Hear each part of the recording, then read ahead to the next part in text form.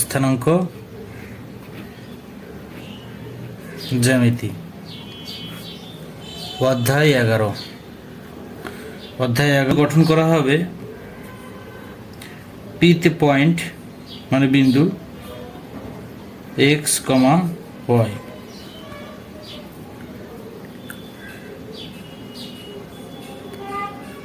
P হলো বিন্দু যার দুইটা অংশ বিভক্ত। প্রথম অংশ হলো ভুজ, দ্বিতীয় অংশ হলো কোটি। তাহলে ভুজ এক্স এর মানকে এক্স এর মানকে ভুজ বলে।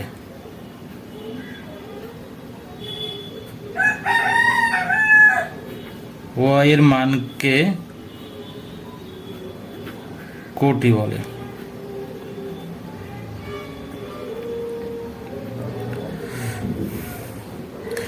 অর্থাৎ ভুজ এবং কোটি, প্রথম অংশ হলো ভুজ, দ্বিতীয় অংশ হলো কোটি। অর্থাৎ বিন্দুর প্রথম অংশ ভুজ, দ্বিতীয় অংশ হবে কোটি, দিয়ে তৈরি হবে একটি বিন্দু। বিন্দু স্থাপন করতে গেলে আমাদের কার্তেশীয় স্থানাঙ্ক ব্যবস্থা চালু করতে হবে। একটি সমতল, সমতলের দুটি অক্ষ, একটা হলো এক্স অক্ষ এক্স এক্স ও এক্স প্রাইম, টোটাল এই রেখাটি হলো একটি এক্স অক্ষ। আর খাড়াভাবে যে রেখাটি সেটাকে বলা হবে ওয়াই অক্ষ।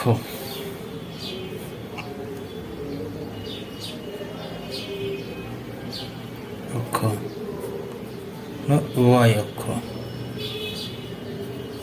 এক্স অক্ষ, এটা হলো ওয়াই অক্ষ। তাহলে এক্স অক্ষ বরাবর মানগুলোকে আমরা ভুজ বলবো এবং এক্স এর মান নির্দেশ করবে। ওয়াই অক্ষ বরাবর মান হলো কোটি। তাহলে আমরা যদি বলি যে এই একটা বিন্দু, ভুজ হলো 4, কোটি হলো 5, তার মানে এক্স এর মান হলো 5, ওয়াই এর মান হলো এক্স এর মান হলো 4, ওয়াই এর মান হলো 5। তাহলে বিন্দুটি হবে এক্স এর মান 1 2 3 4 5,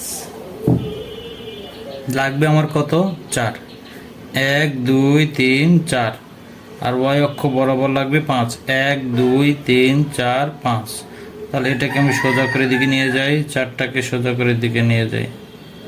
তাহলে এই বিন্দুটাই হলো এই বিন্দুর স্থানাঙ্ক 4,5। অর্থাৎ এখানে এক্স এর মান হলো ভুজ 4, ওয়াই অক্ষ বরাবর মান আসলো 5। দুইটি রেখা পরস্পরকে যে বিন্দুতে ছেদ করবে সেটি হবে এই বিন্দু। তাহলে এখানে কিন্তু দুটি অক্ষ, এক্স অক্ষ ওয়াই অক্ষ, পরস্পরকে যে ছেদ করবে, ছেদ বিন্দুটাই হলো মূল বিন্দু। এখান থেকেই গণনা শুরু। তাহলে এই মূল বিন্দুতে 4টা অংশ বিভক্ত হয়ে যাবে। প্রতিটা অংশকে বলা হবে চতুর্ভাগ। প্রতিটা অংশকে বলা হবে চতুর্ভাগ। প্রথম ভাগটাকে বলা হবে, এই ভাগটাকে বলা হবে প্রথম চতুর্ভাগ। এটাকে বলা হবে দ্বিতীয় চতুর্ভাগ। এটিকে বলা হবে তৃতীয় চতুর্ভাগ। এটাকে বলা হবে চতুর্থ চতুর্ভাগ। এই 4টা চতুর্ভাগ, প্রথম চতুর্ভাগ, দ্বিতীয় চতুর্ভাগ, তৃতীয় চতুর্ভাগ, চতুর্থ চতুর্ভাগ। এখন একটি জিনিস লক্ষণীয়, আমরা প্রথম চতুর্ভাগে এক্স এর মান ওয়াই এর মান দুটি ধনাত্মক পাইলাম। তার মানে এক্স এর মানও ধনাত্মক, ওয়াই এর মানও ধনাত্মক। দ্বিতীয় চতুর্ভাগে মূলবিন্দু থেকে বামের অংশ প্রাইম, এদিকে হবে এক্স এর মান ঋণাত্মক, আর মূলবিন্দু থেকে উপর দিকে ওয়াই এর মান হবে ধনাত্মক। অর্থাৎ ভুজ হবে ঋণাত্মক, কোটি হবে ধনাত্মক।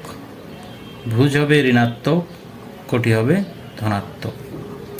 তৃতীয় চতুর্ভাগে ভুজ এবং কোটি দুটি ঋণাত্মক, মূলবিন্দু থেকে বামে মূলবিন্দু থেকে নিচে দুটির মানে হবে ঋণাত্মক।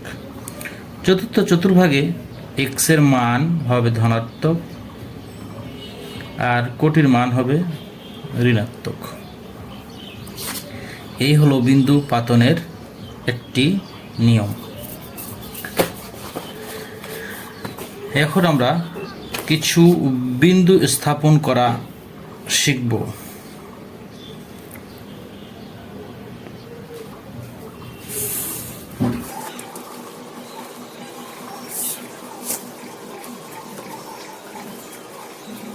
X y y y prime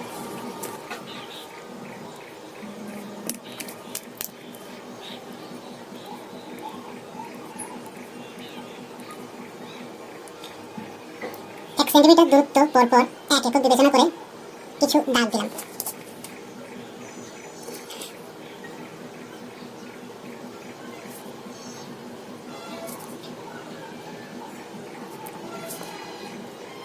যেহেতু আমাদের এখন এই মুহূর্তে গ্রাফ পেপার ব্যবহার করছি না, তাই এইভাবে লেখচিত্র বা গ্রাফ পেপার বানিয়ে নিচ্ছি।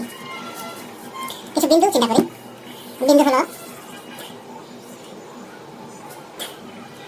এ বিন্দু 4 3, বি বিন্দু হলো -4 +4, সি বিন্দু হলো 5 -4 আর ডি বিন্দু বিবেচনা করলাম 3 -5। এই কয়েকটা বিন্দু চিন্তা করলাম। এই চারটা বিন্দু আমরা এখন ছক কাগজে স্থাপন করি। এই বিন্দুটা কত? এই বিন্দু হলো 4 3, এই বিন্দু হলো 4 3, তাহলে 4 গণাই 0 এখানে 1 2 3 4, উপরে যাব 3 ঘর 1 2 3। তাহলে এই দুটি রেখাকে যদি আমরা চিন্তা করি,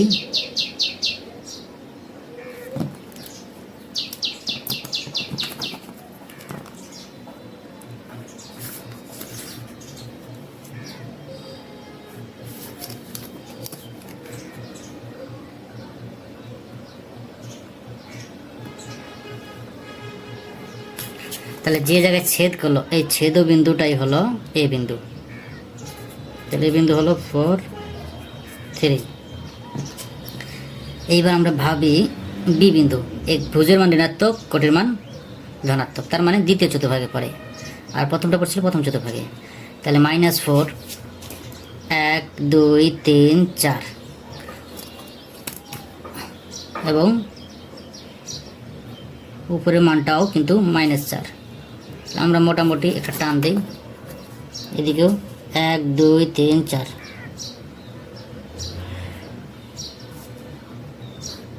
তাহলে দুটি রেখা যে বিন্দুতে ছেদ করলো সেই বিন্দুটাই হলো বি বিন্দু, -4 +4। এবার আসি সি বিন্দু। সি বিন্দু কিন্তু ভুজের মান ধনাত্মক, কোটির মান ঋণাত্মক, তার মানে চতুর্থ চতুর্ভাগে পড়ে। তাহলে ভুজ কত? 5, কোটির মান -4 1 2 3 4। তাহলে এই দুটি রেখা পরস্পরকে ছেদ করে যে জায়গাটি, সেটা আমরা একটু নির্ধারণ করে নিই। সমান্তরালভাবে ছেদ করলাম। এই বিন্দুটাই হলো এখানে সি বিন্দু, 5 -4। আচ্ছা, এবার ডি বিন্দুর কথা চিন্তা করি। ডি বিন্দু হলো ভুজের মান 3, কোটির মানও -3। তাহলে -1 -2 -3, কোটির মান 5 1 2 3 4 5। তাহলে সেই হিসাবে এখন আমরা রেখাটা একটু টান দিই।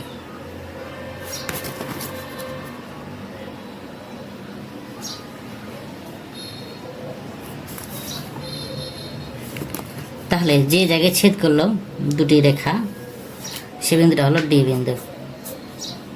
তাহলে এটা হলো -3, এটা -5। এখন এই যে আমরা বিন্দু পাতন করলাম কার্টেসীয় স্থানাঙ্ক ব্যবস্থায়, এখন এই জায়গা থেকে আমাদের একটি বিন্দু থেকে আরেকটি বিন্দুর মধ্যবর্তী দূরত্ব বের করা প্রয়োজন, অথবা এ এবং বি বিন্দুকে যদি আমরা সংযোগ করি তাহলে এদের সংযোজক রেখাংশ যেটা পাবো, এই যে এ এবং বি আমি যদি সংযোগ করি তাহলে এদের যে সংযোজক রেখাংশটা পাইলাম এর দৈর্ঘ্য কত, তাহলে রেখাংশের দৈর্ঘ্য বের করব অথবা দুটি বিন্দুর মধ্যবর্তী দূরত্ব বের করব। এইটা বের করার জন্য আমাদের একটি সূত্র প্রয়োজন হবে। এই সূত্রটা আমরা এখন তৈরি করব।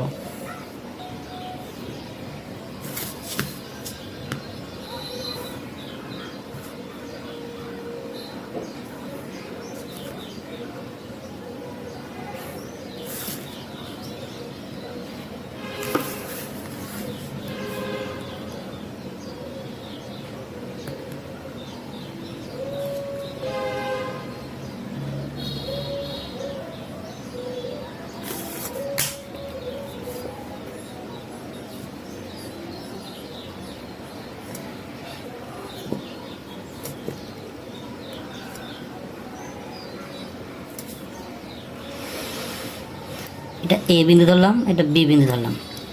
এ বিন্দু স্থানাঙ্ক x1 y1, বি বিন্দুর স্থানাঙ্ক x2 y2। এই বিন্দুটার নাম ধরলাম আমরা সি, এটা এম, এটা এন।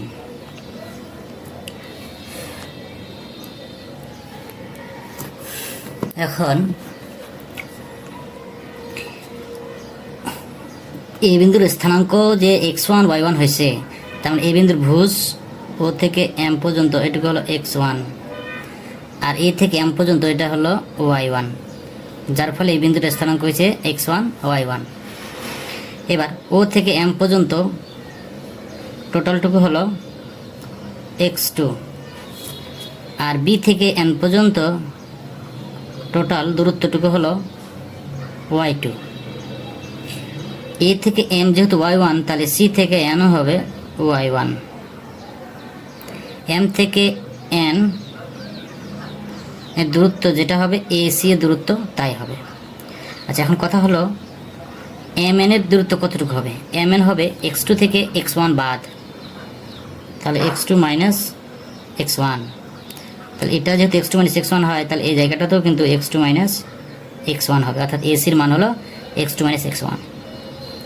আচ্ছা, টোটালটা ছিল যেহেতু বি বিন্দুর স্থানাঙ্ক x2, ভুজ x2, কোটি y2, তাহলে বি বিন্দুর স্থানাঙ্ক হলো x2 y2, এবং যেহেতু এ এম এর দূরত্ব হলো cn সমান, তাহলে বিসি কত হবে?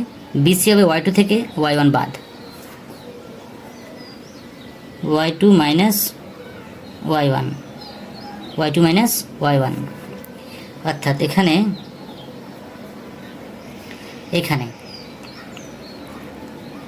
mn ac is equal to x2 minus x1, আর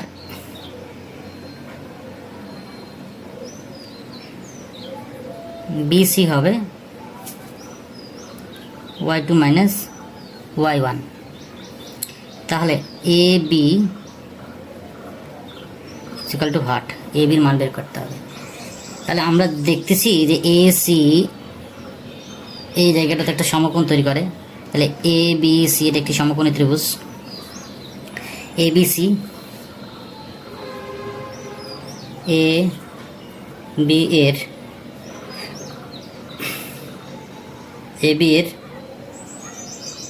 দৈর্ঘ্য নির্ণয় এটা দিতে পারি, অথবা এ ও বি এর মধ্যবর্তী দূরত্ব নির্ণয়, এর দুইটাই শিরোনাম দিতে পারি।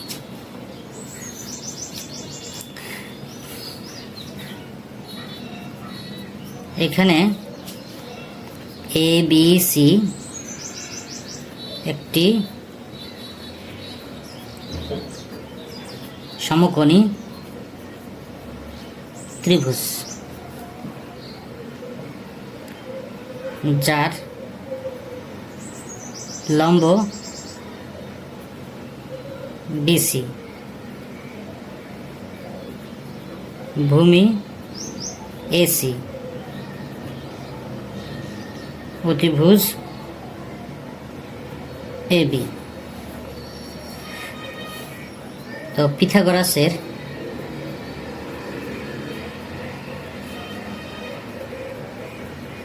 উপপাদ্য হতে পাই কি পাই? পিথাগোরাসের উপপাদ্যটা কি? অতিভুজ স্কয়ার সমান লম্ব স্কয়ার যোগ ভূমি স্কয়ার।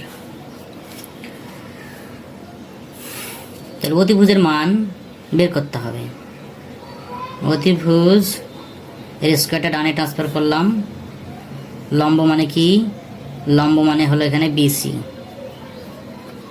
ভূমি মানে কি? এসি, আর অতিভুজটা কি? অতিভুজ হলো এবি। তাহলে এখন দেখি, এটা আমরা এখানেও মানটা বসে দিতে পারতাম। আচ্ছা যাক, এবার বিসির মান দেখো তো কত? বিসির মান y2 মাইনাস y1 তার উপরে স্কোয়ার। এসির মান কত?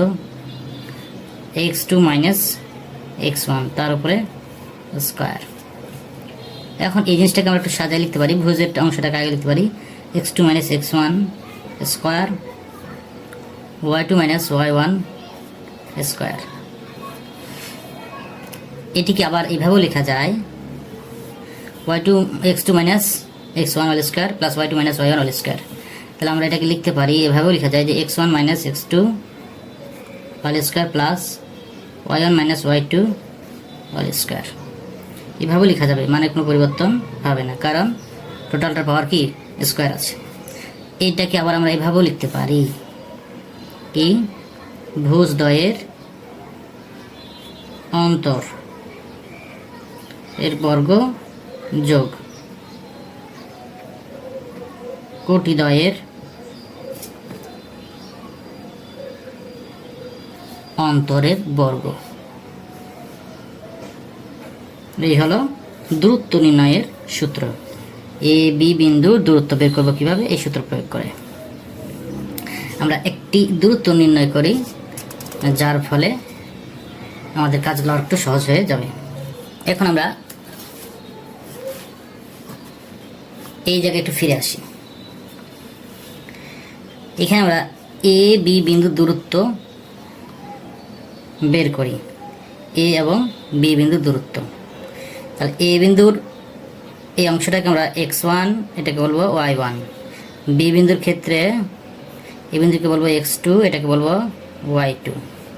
তাহলে এ বি এর দূরত্বের সূত্র প্রয়োগ করি, ভুজদ্বয়ের অন্তর। তাহলে ভুজ দুইটা কি? এটা এবং এটা। তাহলে ভুজদ্বয়ের অন্তর 4 মাইনাস, আবার এখানে মাইনাস হয়ে যাবে প্লাস 4 হোল স্কয়ার প্লাস কোটিদ্বয়ের অন্তর। তাহলে এটা থেকে এটা বিয়োগ দিচ্ছি, তাহলে এখানে এটা থেকেই শুরু করতে হবে। 3 মাইনাস 4 স্কয়ার।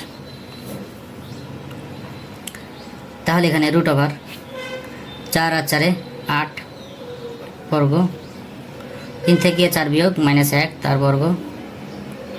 তাহলে 8 বর্গ 64, 1 বর্গ প্লাস 1, তাহলে হলো কত? 65, রুট 65। এইভাবেই দূরত্ব বের করা যায়। আমরা সূত্র প্রয়োগ করেও এভাবে করতে পারবো। তাহলে এ বিন্দু থেকে বি বিন্দু দূরত্ব হলো রুট 65। রুট 65 মানে কত? 8.06। এটা মান হলো 8.06 একক। মানে কি? 8 ঘরের চেয়ে একটু বেশি, 8-এর চেয়ে একটু বেশি হবে, কারণ এই রেখাটি কিন্তু সোজাসুজি নাই। সোজাসুজি যদি থাকতো তাহলে এই পর্যন্ত আসতো। এইটার দূরত্ব আমরা হিসাব করতাম 1 2 3 4 5 6 7 8, কিন্তু এটা আছে একটু বাঁকা, যার কারণে অল্প বেশি হয়েছে। ঠিক আছে, ধন্যবাদ আজকে সবাইকে। আজকের ক্লাস এ পর্যন্ত। আল্লাহ হাফেজ।